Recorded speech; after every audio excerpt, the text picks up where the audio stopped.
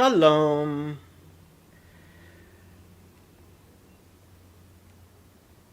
Our community has been dealing with a situation since the week of the festival that was held in Germany.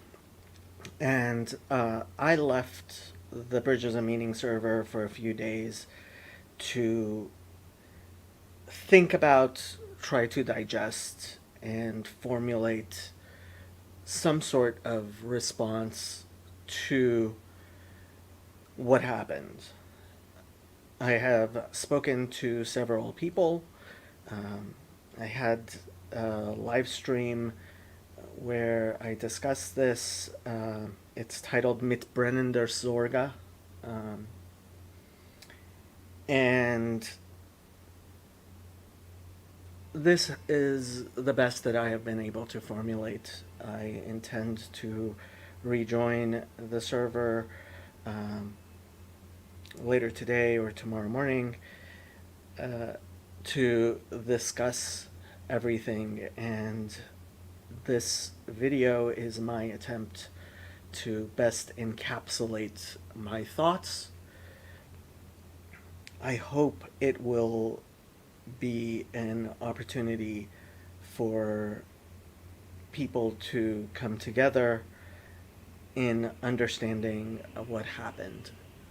I want to start with a poem that I think is apt when discussing this. The Second Coming by William Butler Yeats. Turning and turning in the widening gyre, the falcon cannot hear the falconer. Things fall apart, the center cannot hold. Mere anarchy is loosened upon the earth. The blood-dimmed tide is loosed, and everywhere the ceremony of innocence is drowned. The best lack all conviction, while the worst are full of passionate intensity. Surely some revelation is at hand. Surely the second coming is at hand. The second coming, hardly are those words out when a vast image of Spiritus Mundi troubles my sight. Somewhere in sands of the desert, a shape with lion a body and the head of a man, a gaze blank and pitiless as the sun, is moving its slow thighs, while all about it real shadows of the indignant desert birds.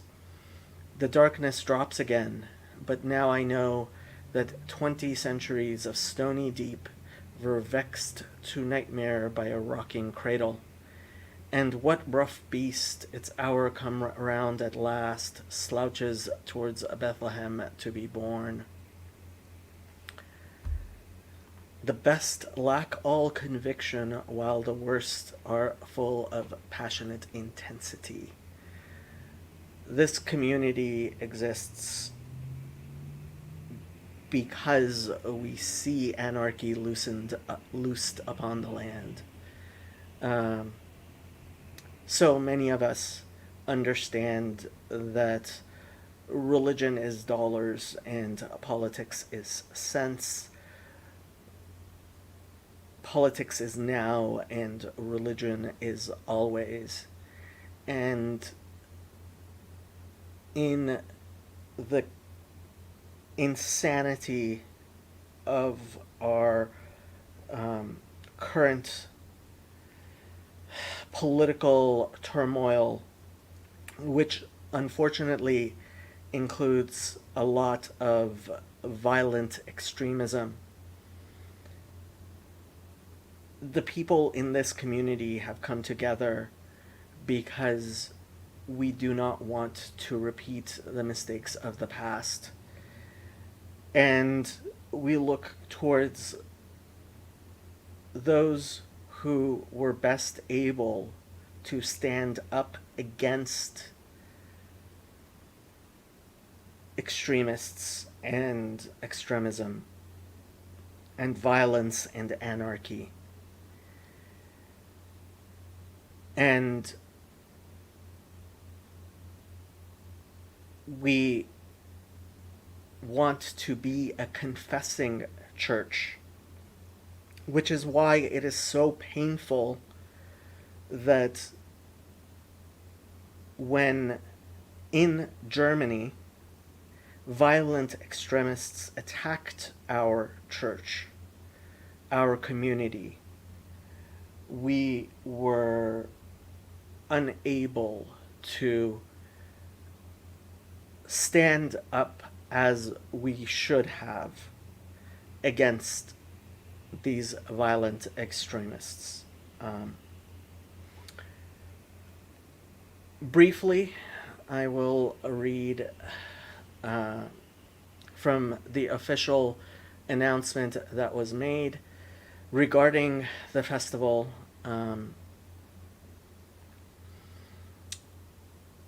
Last week, the owner of the Südstern Community Center contacted us saying activists from their community had sent him a list of complaints. And obviously, some of us were hoping these types of attacks would not come, and some of us were fearful that they would. And as the bullies that these violent extremists are, they timed this perfectly right before the festival was to take place, when our leadership was least capable of handling what came, and while we had the most to lose with the least capacity to deal with it, to bully members of this community and to leverage the cowardice of our vendors. And I must say that if blame must be assigned to any individual, and I don't think it should be assigned to any individual, really, we as a community failed to deal with this. It must be the Südstern Community Center, which bowed to and enabled these violent extremists to attack our community, harm our members, and their cowardice in deciding to disassociate from us shows that they were not willing to stand up for what is right. And I have to say, once again, my hope had been that if any place would be better able to stand up to extremism, to understand that this type of behavior is completely unacceptable, it would have been members of the church in Germany. And unfortunately, that was not the case.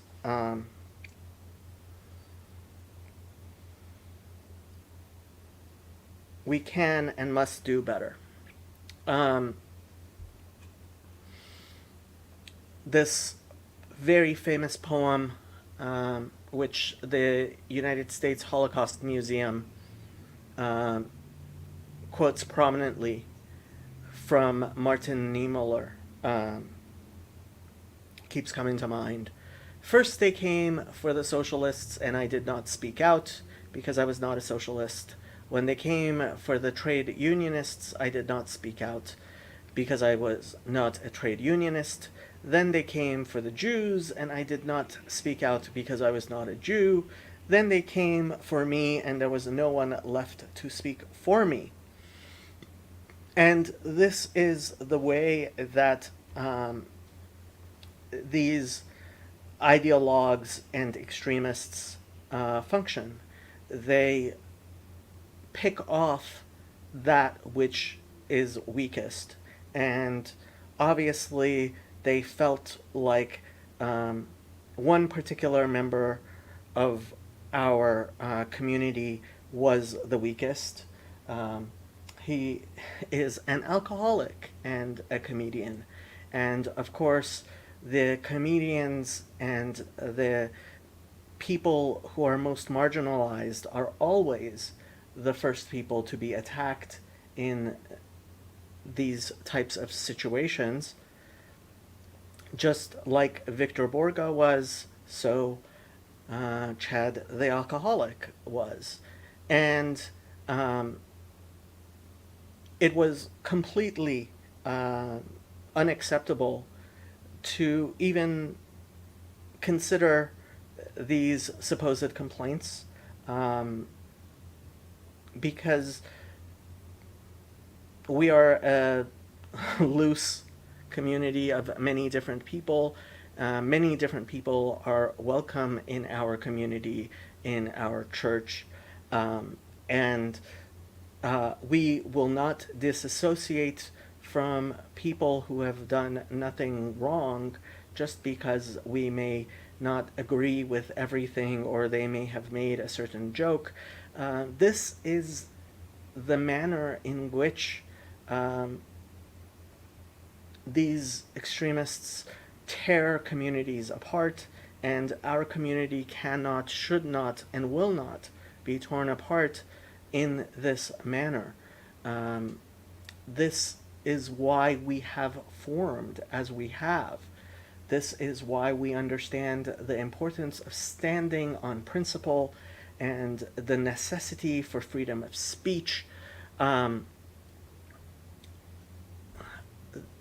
The Hannah Arendt Center for Politics and Humanities at Bard has a very important essay by Václav Havel called "The Power of the Powerless," which is incredibly important for us in this corner of the internet to remember at all times how dictatorships work. And one of the analogies he gives, which is most important, is regarding the greengrocer who, at his window, is forced to put up a sign, "Workers of the world unite." Why does he do it? What is he trying to communicate to the world? Is he genuinely enthusiastic about the idea of unity among the workers of the world? Is his enthusiasm so great that he feels an irrepressible impulse to acquaint the public with his ideals? Has he really given more than a moment's thought to how such a unification might occur and what it would mean? I think it can safely be assumed that the overwhelming majority of shopkeepers never think about the slogans that they put in their windows, nor do they use them to express their real opinions.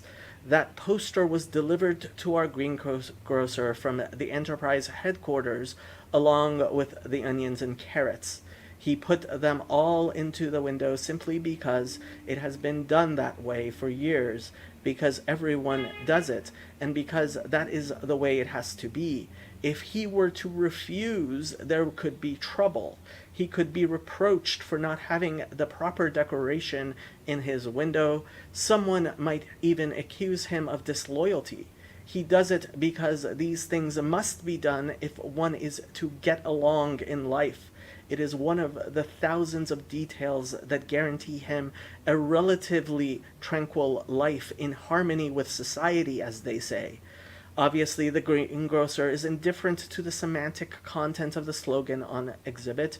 He does not put the slogan in his window from any personal desire to acquaint the public with the ideal it expresses.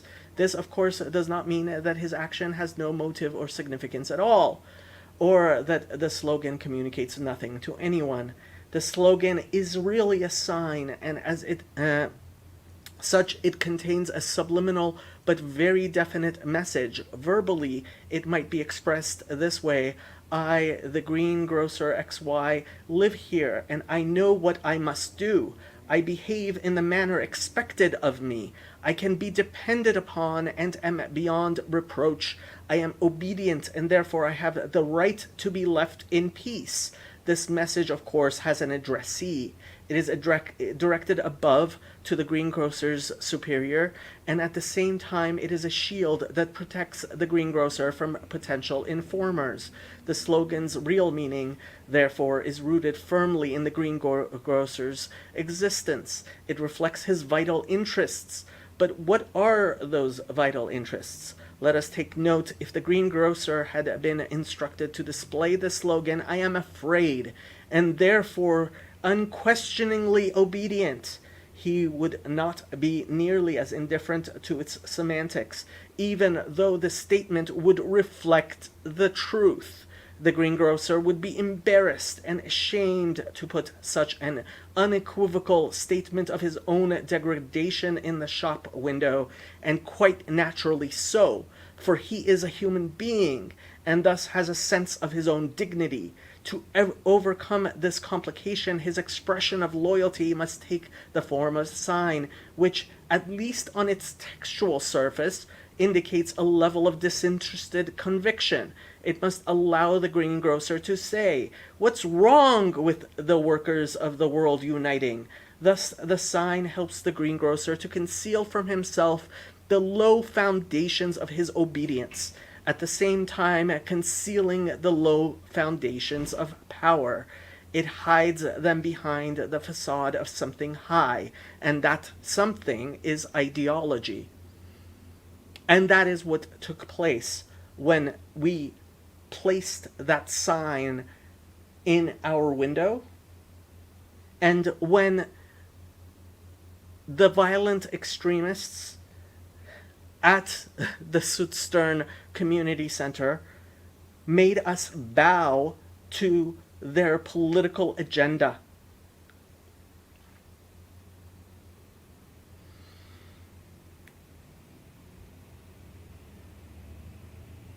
If we are to meet the ideals of the community, we have formed here to stand against violent extremists, to stand as the Confessing Church did during World War II,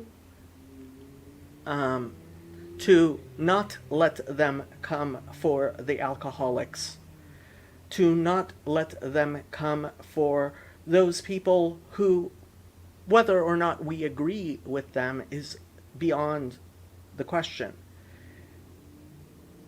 I, as a Jew, stand up for the rights of Nazis to march in Skokie, Illinois.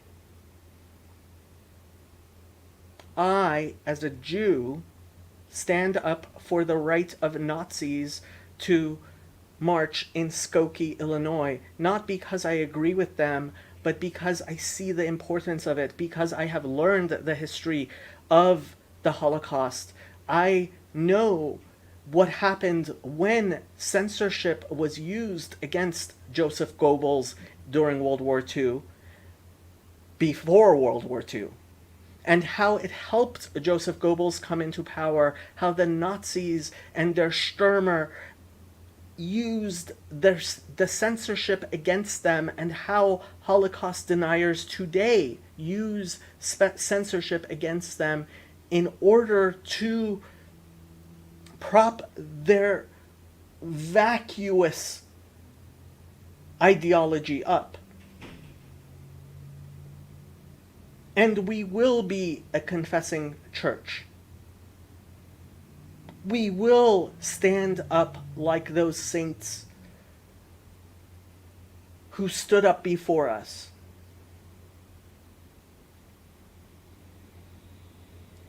There are three things we must do. First, among our own community, we must confess and resolve that this will not happen again. That we are a community who stands up against violent extremists.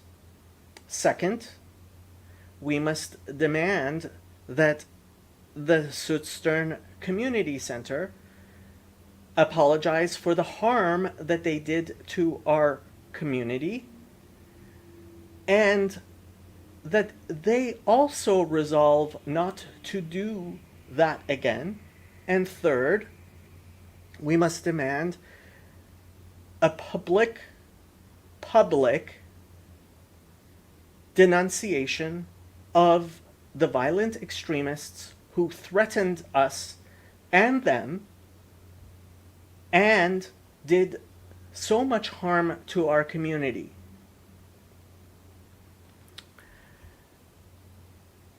I want to leave us with two Bible readings. First, from Matthew 25, verse 31. When the Son of Man comes in his glory and all the holy angels with him, then he will sit on the throne of his glory. All the nations will be gathered before him, and he will separate them one from another, as a shepherd divides his sheep from the goats. And he will set the sheep on his right hand and the goats on the left. Then the king will say to those on his right hand, "Come, you blessed of my Father, inherit the kingdom prepared for you from the foundation of the world. For I was hungry, and you gave me food. I was thirsty, and you gave me drink. I was a stranger, and you took me in. I was naked, and you clothed me. I was sick, and you visited me. I was in prison, and you came to me." Then the righteous will answer him, saying, "Lord, when did we see you hungry and feed you, or thirsty and give you drink? When did we see you a stranger and take you in, or naked and clothe you? Or when did we see you sick and in prison and come to you?" And the king will answer and say to them, "Assuredly, I say to you, inasmuch as you did it to one of the least of these, my brethren, you did it to me." Then he will also say to those on the left hand, "Depart from me, you cursed, into the everlasting fire prepared for the devil and his angels. For I was hungry, and you gave me no food. I was thirsty, and you gave me no drink. I was a stranger, and you did not take me in. Naked, and you did not clothe me. Sick and in prison, and you did not visit me." Then they also will answer him, saying, "Lord, when did we see you hungry or thirsty or a stranger or naked or sick or in prison and did not minister to you?" Then he will answer them, saying, "Assuredly, I say to you, inasmuch as you did not do it to one of the least of these, you did not do it to me.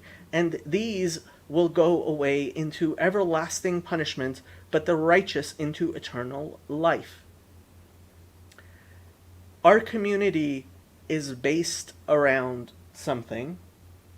I should not have to rehearse exactly why it is so important that we stand for our ideals, for freedom of speech, against violent extremists. And when others would tell us that we are making too much of our principles, we must hearken back to that suspender speech, which means so much to us. And anyone who is familiar with this community should be able to look back and see exactly what Paul Vanderklay has seen, what the rest of us, especially those of us who know the history of World War II and the horrors of the Cold War, understand. This is a picture that, yes, T.S. Apostolos says, an exegesis on scapegoating and the freedom of the Logos. Yes, very much so. Paul Vanderklay took this picture on this trip. He found the church from the town that he was from, where there had been a synagogue. And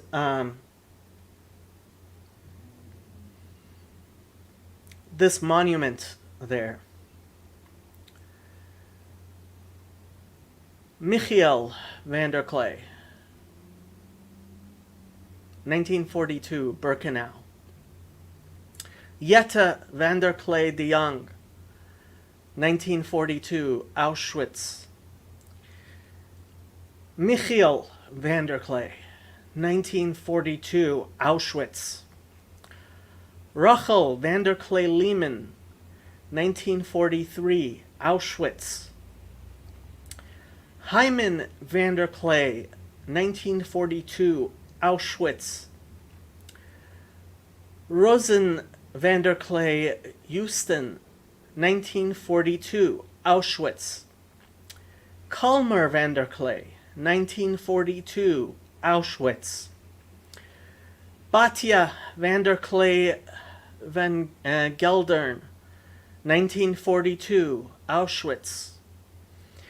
Daniel van der Klee, 1942, Auschwitz. Clara van der Klee Pijs, 1943, Sobibor. Ezekiel van der Klee, 1943, Auschwitz. Fruka van der Klee, 1943, Sobibor. Janzia van der Klee, 1943, Sobibor. Moritz van der Klee, 1943, Auschwitz. Moses van der Klee, 1943, Auschwitz. Salma van der Klee, 1942, Auschwitz. And the last 6 are the saddest. Ezekiel was 9. Fruka was 15. Janzia was 13. Moritz was 16. Selma was 13. And the youngest was Moses, 6.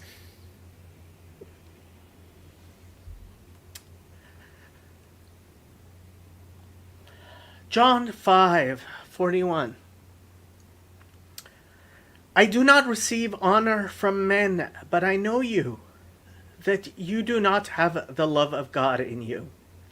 I have come in my Father's name, and you do not receive me. If another comes in his own name, him you will receive. How can you believe who receive honor from one another, and do not seek the honor that comes from the only God? Do not think that I shall accuse you to the Father. There is one who accuses you, Moses, in whom you trust. For if you believed Moses, you would believe me, for he wrote about me. But if you do not believe his writings, how will you believe my words? There is one who accuses you. It is not I, it is Moses.